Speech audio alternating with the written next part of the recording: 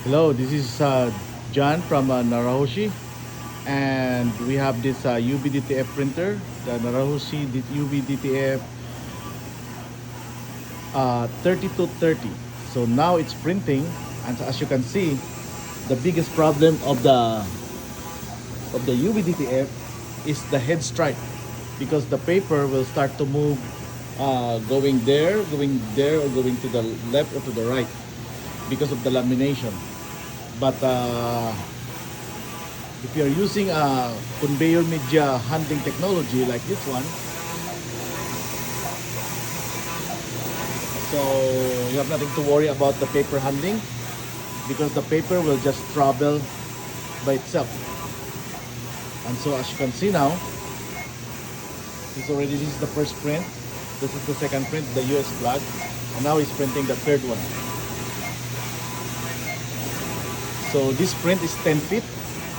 So you don't need to put a take-up roller to keep the paper straight, because that's the most critical to other UV-DTF. So we have the existing UV-DTF here, which we don't use anymore because it creates a head strike all the time. But this one, we don't have any problem. So this is the best printer. So if you're using for UV-DTF, this is the printer that you should have, because this one has no head strike. It's always stable there. The vacuum is so stable.